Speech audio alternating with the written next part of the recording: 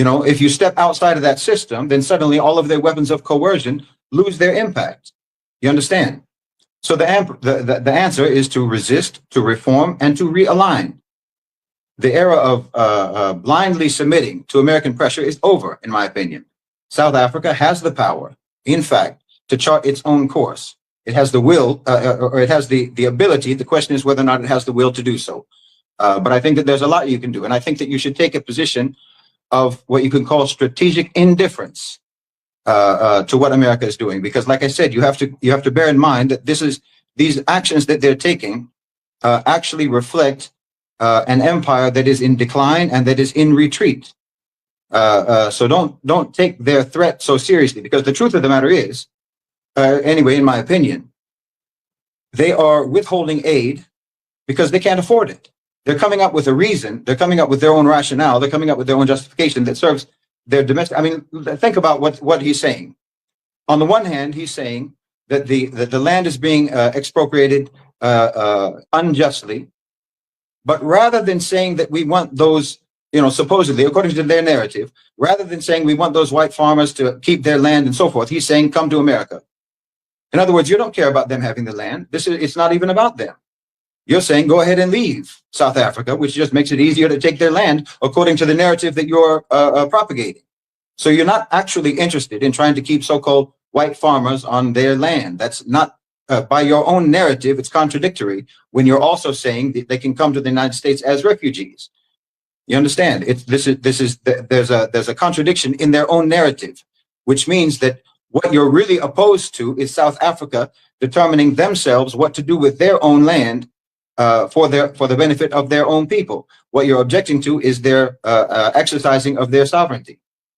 But in fact, like I said, and like what Sister Nisa was talking about, the amount of money that you are depriving South Africa of is not sufficient to actually cause them to capitulate. There's no reason whatsoever that South Africa should take this threat seriously, because it's a hollow threat. Thank you. Yes, Shahid. In fact, also, you know, you talk about the Afrikaner farmers telling them to come to America, but he says, come to America as refugees. Okay. And this obviously speaks volumes on its own in terms of what does it mean by refugees. And again, telling people who are privileged to come as refugees. I mean, they're not being persecuted in this country. They're not being ethnically cleansed in any way whatsoever, like the people in Gaza. And given Trump's statement on claiming American ownership of Gaza, that's another story on its own.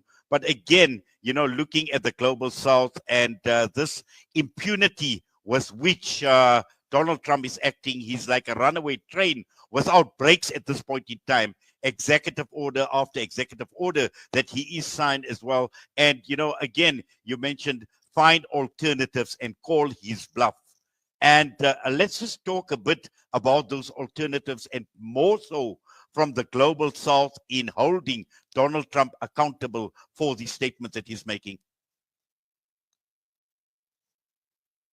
Well, in fact, that's what's behind the whole Article 6 campaign, because we have identified, you know, let me sort of preface this by saying that the Article 6 campaign isn't specifically designed to, how to say this, sort of single America out. America has singled itself out by their own behavior. What we are interested in is international law being applied. We're interested in equality before the law by every nation, that every nation should be under the law, not above the law.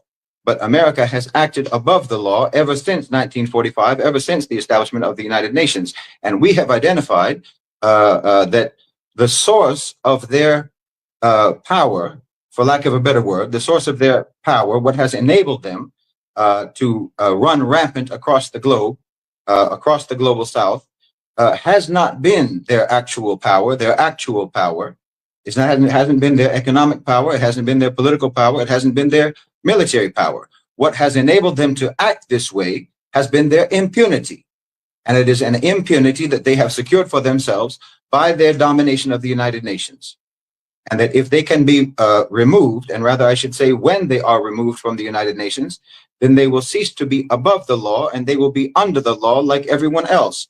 And they will be subject to the law like everyone else, because the way that they have operated was that international law is something that only ever applies to their enemies, to their victims, or to their perceived enemies or victims, or who they want to take from, who they want to colonize, who they want to exploit. This is their very, excuse me, very selective application of international law, and it has never applied to them. So what we're actually, at the core of the Article 6 campaign is a call for justice, is a call for equal justice for all nations, with no one having impunity, no one having unaccountability, and no one being above the law.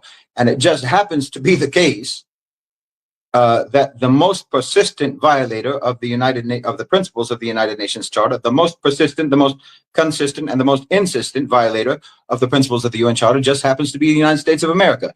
If it was Cuba, then we would call for Cuba to be removed from the United Nations. If it was China, then we would call for China to be removed. If it was any other country that had so persistently violated the principles of the UN Charter with impunity, then we would call for that country to be expelled. But it just happens to be the case that America has proven itself to be, over the last 8 decades or so, to be the chief violator of the UN Charter, the chief violator of international law, and the abuser of the entire international legal system, the entire international system of justice, until we've reached a point that no one even takes the concept seriously. No one even takes the concept of international justice seriously.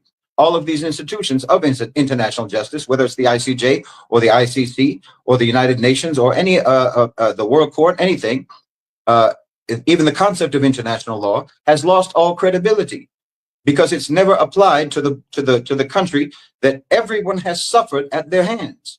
It has never been applied to the country that is the chief violator of international law, which just makes the whole concept of international law and international justice lose all credibility. So we've identified that the source of America's power, again, for lack of a better word, the source of their power, the enabler of their savagery, the enabler of their brutality, the enabler of their global oppression, has been their impunity.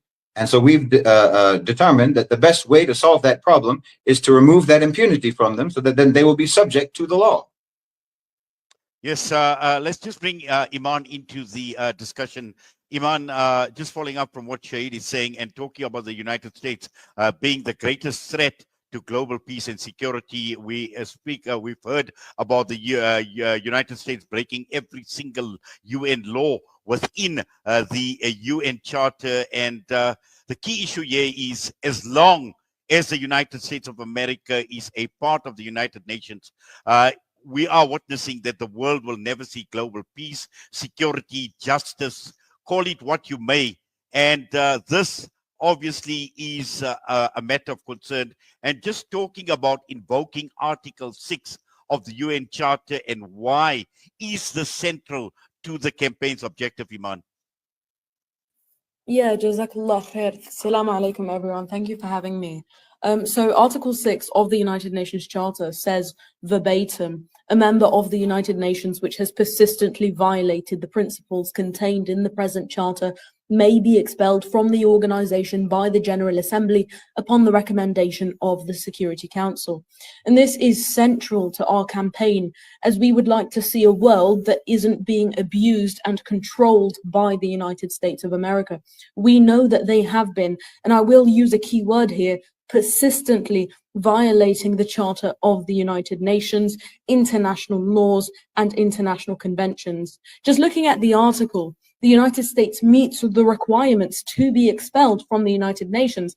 But as we've delved into many of their violations of the Charter over the decades, it has become clearer than ever that the United States of America cannot peacefully coexist with every other member state in the United Nations, since they have built their empire on the bloodshed of the world and their own people through the hijacking of the United Nations. And we feel that we cannot continue to allow the United States of America to break and undermine international law. We can actually set morality aside for a second and just focus on the fact that the United States of America is in breach of all their contracts and promises. They violate Articles 1, 2, 55, 56, and 73 of the United Nations Charter as a matter of foreign policy. And they have never not been in violation of international law, the Geneva Convention, and the Convention on the Elimination of All Forms of Discrimination. Thank you. Yes, and also, Imane, when one looks at the United States of America treating the entire world with disrespect, with disdain as well, and also withdrawing from forums like the Paris Charter, the World Health Organization, the UN Human Rights Council. We've heard recently the ICJ, the ICC has come under the radar as well. Sanctions against the staff of the ICC prosecutor, economic travel sanctions. All of this actually puts together tells us that the United States, obviously on a global level, in fact, calling itself the only superpower in the world, but again, total disregard, total disrespect for global institutions.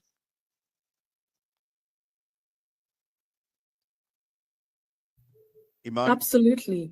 The United States of America does not respect anybody else in the world, and what they've done is they have built their empire again. They've built it on the disrespect of the world. They've built it on the bloodshed of everybody else, and they've built it without any regards for anybody else, because it's always about American interests. And we see this in the United Nations when they've hijacked the United Nations through their veto. We've seen that the genocide in Gaza has been a genocide by American veto. We've seen that they've completely disregarded global majority votes, where there's been more than 150 countries voting yes for a ceasefire, and they completely disregard that by vetoing that as well. So of course the United States of America does not have any regard for any member states in the entire world. They have no regard for anybody except themselves to be able to expand their own country and expand their own interest and expand their own empire.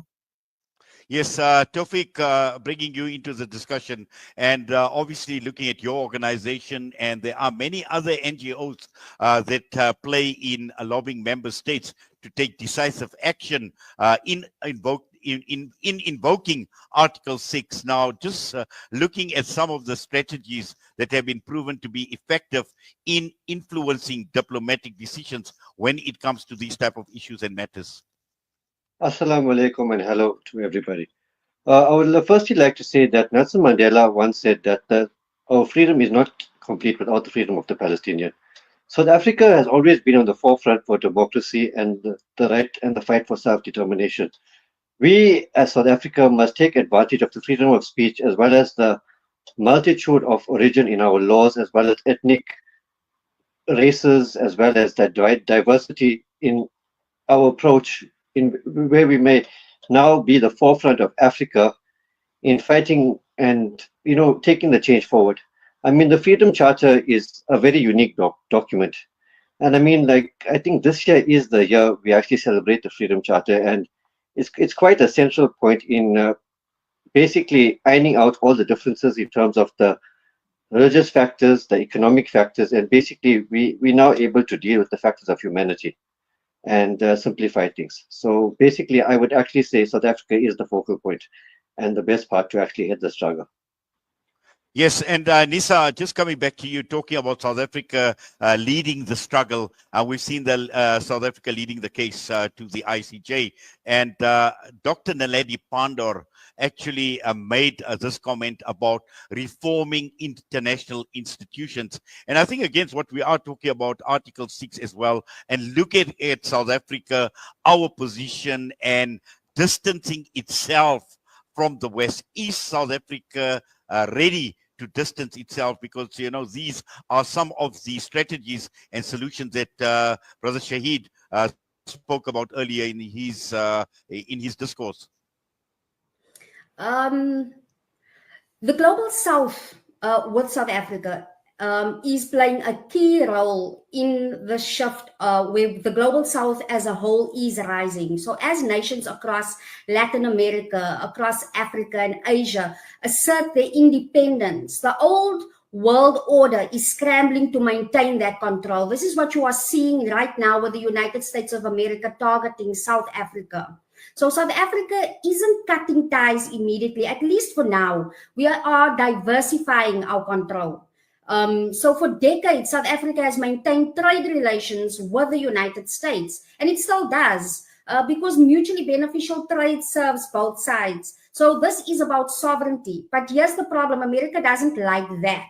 And the United States is 100% import reliant on several key minerals, many of which are directly from South Africa. 83% of America's chromium, which is critical for stainless steel and aerospace, come from South Africa. 66% of its platinum imports, essential for auto and tech industries, comes from South Africa. 50% of zirconium imports used in nuclear reactors are sourced from South Africa. And yet, despite this clear dependence, America continues to pressure South Africa over its foreign policy, whether it's ties with Russia or Iran, as mentioned in the executive order, BRICS, or taking Israel to the ICJ for genocide in Gaza. And why is that? Because South Africa refuses to submit. And the US, like I said, is scrambling to keep South Africa in check, because we do have the potential, and we are, especially in Africa, we are leading when it comes to economics, when it comes to culture, many other things. South Africa is leading, especially on the African continent. But we also see that the world is changing. Economic threats and political pressure doesn't carry the same weight anymore. So South Africa has options like BRICS nations. BRICS nations, or the BRICS bloc, has moved beyond just an economic bloc. We see them coordinating and collaborating